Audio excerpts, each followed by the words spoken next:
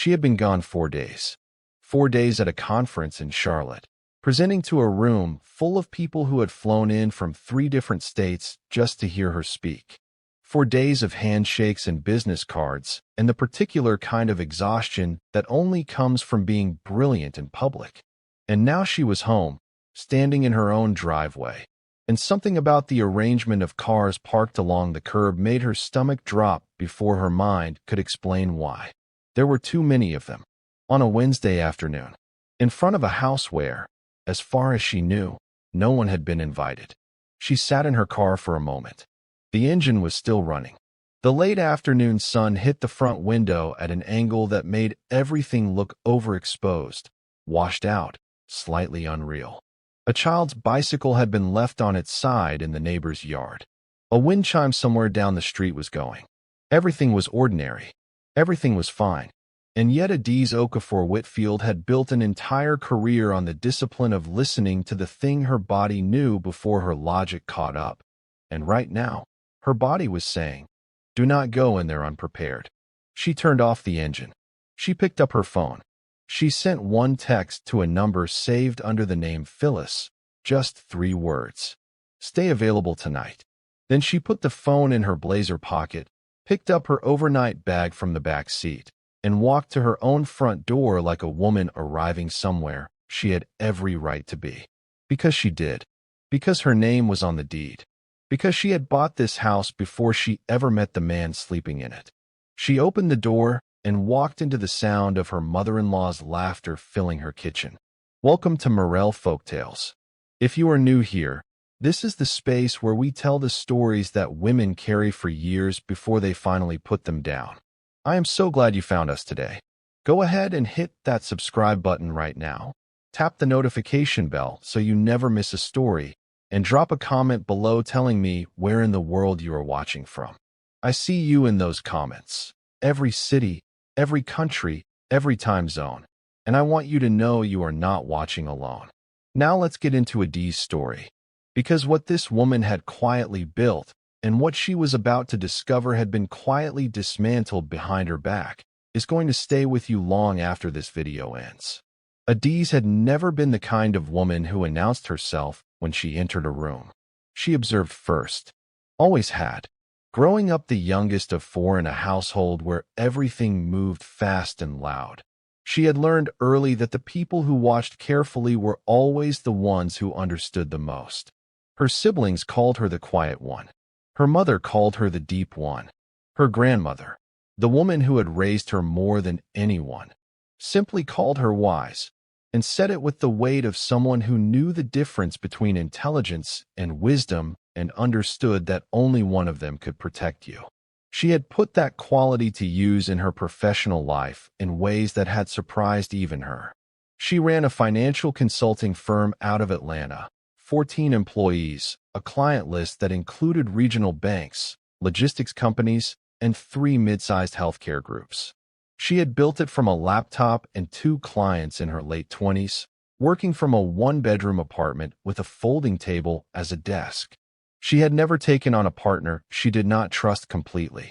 She had never extended credit she had not verified. She had never signed anything she had not read 3 times. She had applied every one of those principles to her marriage, or she had tried to. Renard Whitfield was the kind of man who made trying feel effortless. That was his gift and, as it turned out, also the place where her judgment had its single most costly blind spot. He was warm where most men she encountered were guarded. He asked questions and then actually listened to the answers, which was rarer than it should have been.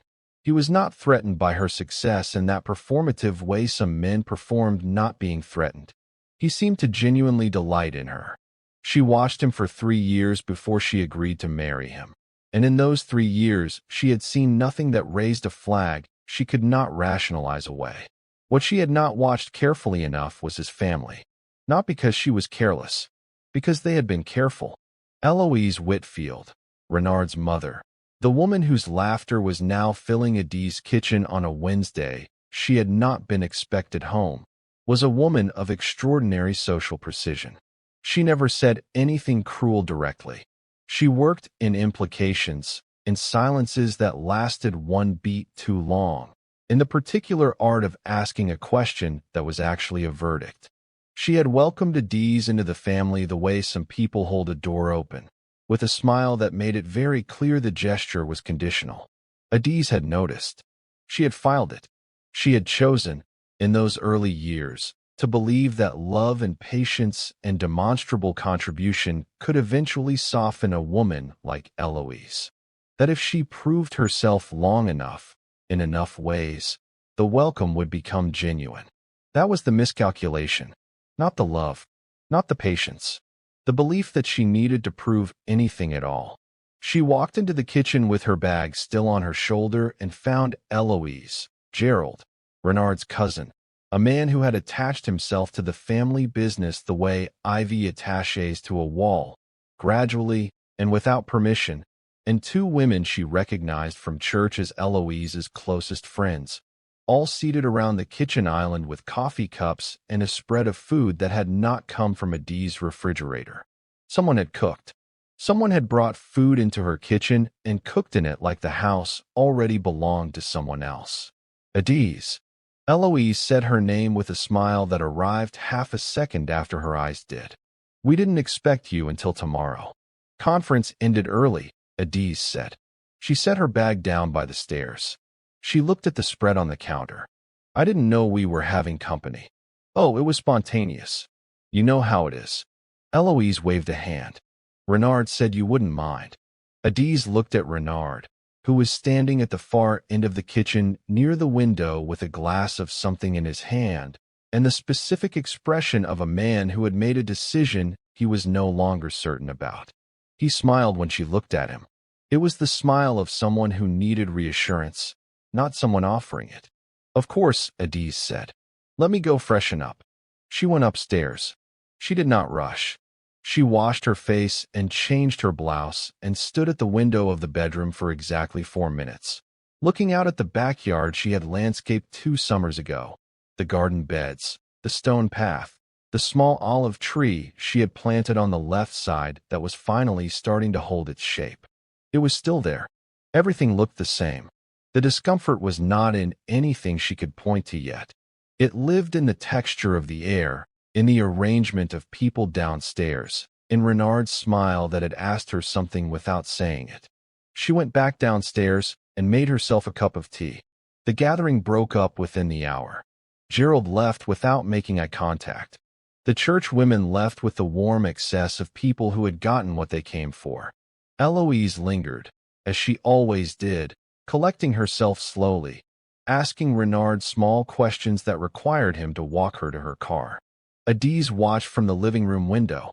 She watched the way Eloise touched Renard's arm in the driveway, the way she spoke low and close while glancing back at the house, the way Renard nodded, not the nod of a man agreeing with something, but the nod of a man being managed. She had seen that nod before. It had just never been directed at something concerning her. She needed to know what was in that house that she didn't know about yet. Not by going through drawers or checking phones. That was not who she was. She would wait. She would watch. And in the meantime, she would quietly pull a file on her own laptop that she had been building for the past 14 months, ever since the night she overheard a phone call she was never meant to hear. That had been the beginning of everything. Or rather, it had been the moment she understood that the beginning had happened long before she was paying attention. She had come home late from a client dinner on a Thursday night in the spring of the previous year. The house was quiet. She had thought Renard was asleep. She went to the kitchen for water, moving through the dark the way you move through a house you know completely, by memory and muscle, and the specific geography of love. She heard his voice from the back porch, low and careful in the way voices get when they are trying not to carry. She stopped. She did not move toward the sound. She simply stood, glass of water in her hand, and listened. It was Gerald on the other end of the call. She could not hear Gerald's words, only Renard's responses, and what she heard was a man agreeing to something in the careful language of someone who knew he was agreeing to something wrong. It's her business, Renard said. A pause. I know that, Gerald, I know. Another pause, longer. I'm not saying she doesn't have a right to it. I'm saying he stopped. He listened.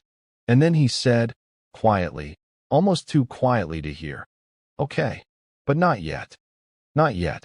She had stood in the dark kitchen and turned those two words over in her mind like stones, looking at what was underneath. Not yet implied a plan. A plan implied a conversation. A conversation that had not included her. A conversation that was apparently ongoing enough to have a timeline. She went to bed. She lay next to her husband in the dark, and she did not ask him about it. Not because she was afraid, because she was not ready, and because she had learned, in business, in life, in every negotiation she had ever sat across from, that you do not reveal what you know until you understand the full shape of what you're dealing with. She started the file the next morning. She titled it Framework.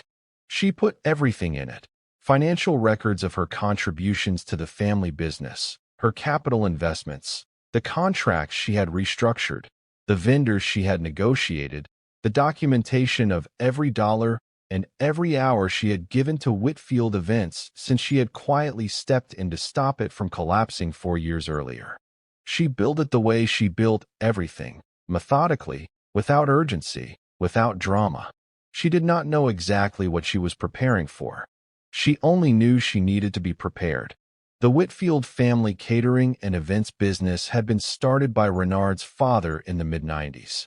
By the time Adiz came into Renard's life, it was hemorrhaging quietly, the kind of slow financial bleed that businesses sustain when the person running them is better at relationships than operations. Renard could sell. Renard could charm. He could walk into a room and make every person in it feel like the most important one. But he could not tell you where the revenue went, why the vendor contracts were structured the way they were, or why the business had been running at a net loss for 3 consecutive years while somehow feeling, to everyone involved, like it was doing fine. Adiz had seen it the first time she looked at the books. She had said nothing immediately. She had done what she always did: looked at the full picture, identified the pressure points, and thought carefully about whether this was her problem to solve. She decided it was. Not because anyone asked her to. Because she loved the man the business belonged to, and because she could not, by nature, watch something fail when she had the tools to fix it. She came in quietly. She restructured the accounts. She introduced modern vendor contracts. She brought in a digital marketing consultant through her own network. She identified corporate clients and negotiated 3 recurring contracts that changed the revenue profile of the business entirely. She did not bill for her time. She did not ask for equity. She did not make announcements. She simply fixed it. And for a while, for a good while, it seemed like everyone was grateful. Eloise had said, at a family dinner 2 years in, that Adiz was a blessing, that the business would not have survived without her. She had said it in front of everyone, and Adiz had accepted it with the quiet grace of someone who did not need the acknowledgement but understood its social function. She should have seen it then. The acknowledgement had been public, which meant it had an audience, which meant it had been calculated, which meant that Eloise already understood the value of what Adiz had contributed, and was already, somewhere underneath the gratitude, working out how to reclassify it. If you are still watching at this point, I want you to drop the word framework in the comments right now.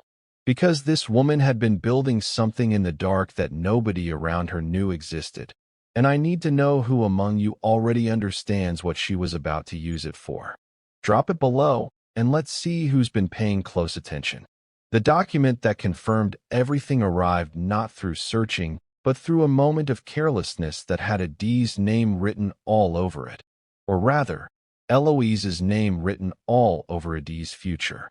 Renard had left his laptop open on the dining room table on a Saturday morning while he went to take a call in the backyard. The screen was unlocked. She had not gone looking. She had simply walked past and seen her own name in the subject line of an open email.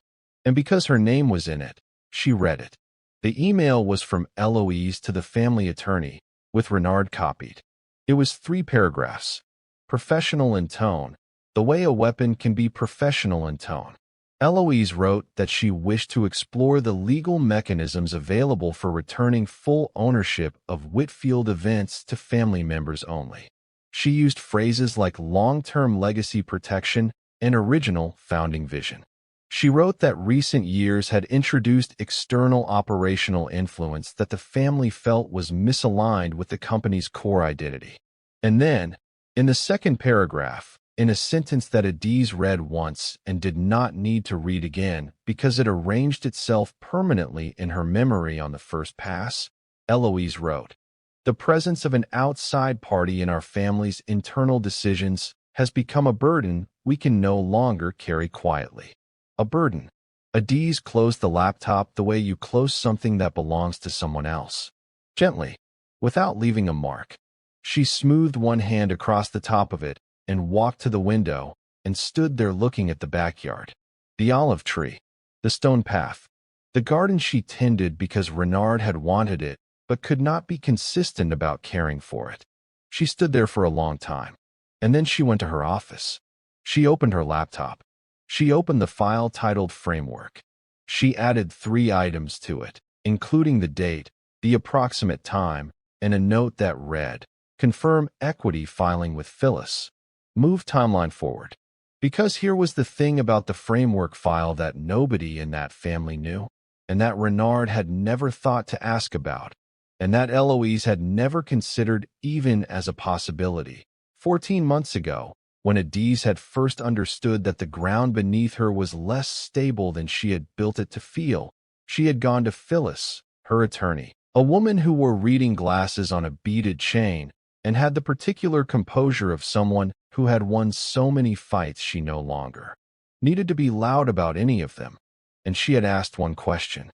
She had asked, "If I have personally funded the turnaround of a privately held business through documented capital investment, what is my legal standing as a stakeholder?" And Phyllis had told her, and Adiz had listened, and then she had acted, quietly, methodically, the way she did everything. She had filed the documentation of her investment, $340,000 over 4 years, every dollar traceable, every transaction logged, and she had formalized her equity position, 51%, controlling interest, filed, registered, and legally binding. She had not told Renard, not because she was hiding it, because she had not yet decided whether she would ever need to use it.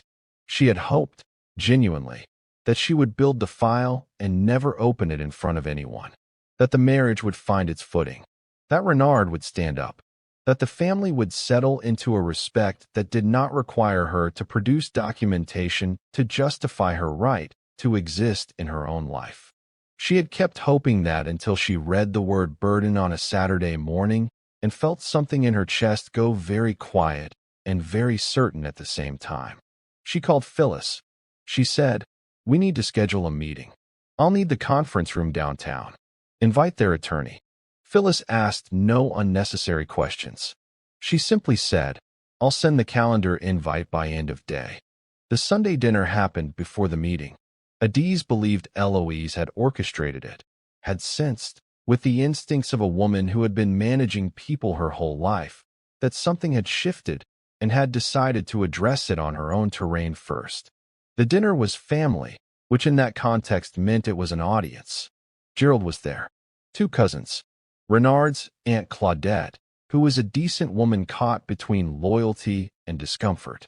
Food and candlelight, and the choreography of a family gathering that was actually a tribunal. Adiz arrived with slow-roasted lamb in a dish she had carried from her own kitchen. She set it on the table. Nobody remarked on it. She sat down and asked Claudette about her grandchildren and laughed at something one of the cousins said and was fully, warmly, unmistakably present, while also watching everything. When Eloise set down her fork and began her speech, the measured words about legacy and dilution and outside influence, the careful language of a woman who had rehearsed this, Adiz listened without expression. She watched Gerald nod the nod of a man who had been assigned to nod. She watched the cousins look at their plates. She watched Claudette look at the ceiling briefly, which is what decent people do when they are ashamed of what they are witnessing but not yet ready to say so. and she watched Renard look at the tablecloth. That was the moment, not the speech. The tablecloth. Because a man who looks down when his wife is being spoken about in her own home is not a man who has been caught off guard. He is a man who already knew this was coming and chose to let it arrive without warning her. I understand your concern, Adiz said, when Eloise finished. Her voice was measured and warm and carried no tremor of anything that could be called distress. I think we should meet formally, with full documentation. I'll arrange it. End of the week. She picked up her fork. She ate her lamb. She was the only person at that table who finished their meal. She did not slam a door. She did not cry in any room that shared a wall with anyone who knew her. She drove home and sat in her car in the driveway for 3 minutes. And then she went inside and she went to bed and she slept because she needed to be sharp in the morning, and she had trained herself, over many years and many difficult seasons, to let the grief be where it needed to be without letting it commandeer her function. She had already done her crying, anyway. 3 weeks before that dinner, alone in the guest room, she had quietly moved into without announcement. She had sat in the armchair by the window and let the full weight of 9 years land on her at once. The love that had been real, the work that had been real, the family that had looked at all of it and decided the word for her was burden. She had let that hurt the way it needed to hurt, completely, privately, without performance. And by morning she had been clear in a way that no amount of rehearsal could have produced. Clarity like that only comes from going all the way through something instead of around it. The Friday meeting was in a downtown conference room that Adiz had rented under her firm's name. When Eloise and Gerald and the family attorney walked in and found Phyllis already seated beside Adiz with a stack of organized folders and the particular stillness of a woman who had not come to negotiate, Adiz watched Eloise's face for the half-second before she composed it. She saw what was there. She noted it. She said nothing. The family attorney opened with the ask, a restructuring of business ownership, a return to family-only control, an amicable resolution. He was professional. He used clean language. He slid a document across the table. Adiz did not look at it. She looked at Renard, who was sitting across from her with his hands folded and his eyes on the middle distance, and she held that look for exactly as long as it took him to glance away. Then she nodded to Phyllis. Before we address the proposal, she said, I'd like to make sure everyone has the same information. Phyllis opened the first folder. Adiz walked them through the financial audit of Whitfield events from 4 years prior. The net losses, the debt obligations, the vendor contracts that had been hemorrhaging money for years before she touched anything. She walked them through the current financials. Net profit of $211,000 in the last fiscal year. Every debt resolved. 3 corporate contracts generating consistent quarterly income. She walked them through the documentation of her personal capital investment. $340,000. Every transaction dated and sourced. And then Phyllis set the third document in front of the family attorney with the unhurried deliberateness of someone placing something permanent on the record, and Adiz said, without raising her voice by a single degree, 18 months ago, based on documented investment, I formalized my equity position in Whitfield events. I hold 51%. Controlling interest. The room held its breath. Gerald made a sound. Adiz looked at him. Just looked. He did not complete the sound. I want to be clear, she said. I did not come here to fight for this business. I came because you requested a meeting, and I believe conversations of this nature require all the information to be present. She paused. So, what would you like to discuss? What they discussed, over the following 30 days handled entirely through attorneys, was the return of Adiz's investment. The capital, plus the assessed value of her controlling interest, $480,000, based on what the business was currently worth, came to $820,000 total. Returned to her account in full, per the agreement she had filed 14 months ago on a cold January night, when something quiet in her had said, be ready. She did not visit the business during those 30 days. She did not take calls from Gerald. She responded to Eloise's handwritten letter, which had arrived at the new apartment Adiz had already leased before the Friday meeting, because she had understood where this was going well before the meeting made it official through Phyllis in a single sentence.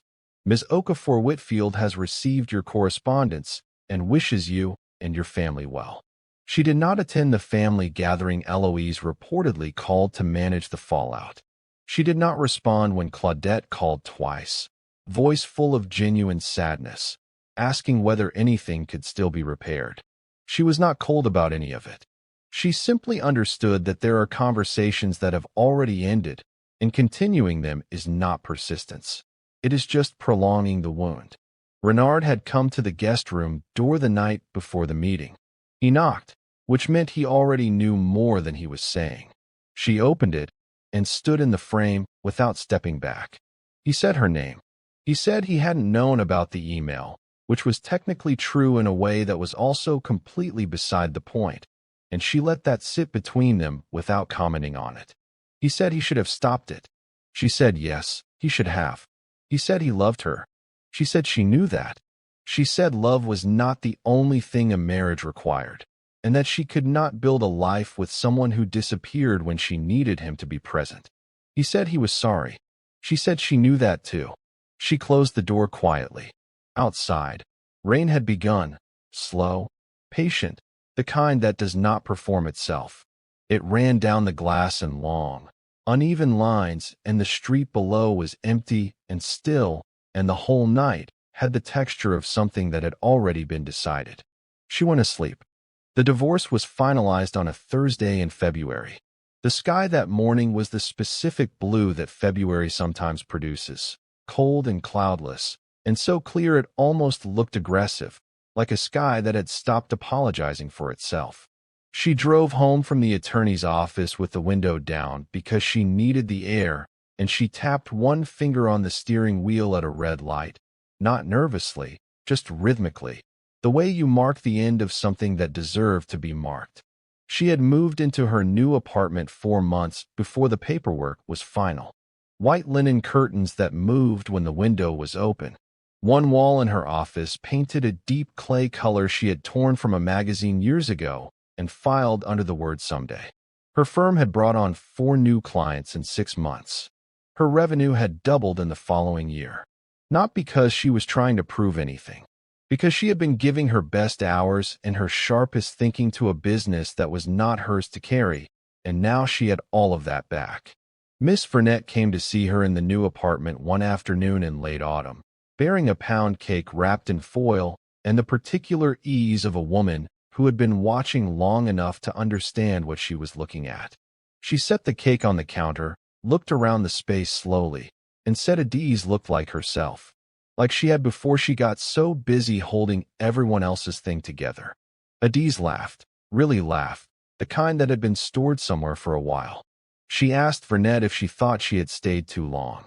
Vernette held her mug with both hands and thought about it the way decent people think about important questions, not quickly, but honestly. She said she thought Adiz had stayed exactly as long as it took her to know for certain. And knowing for certain before you move, she said, is not weakness. That is integrity. Adiz thought about that for a long time after Vernette left.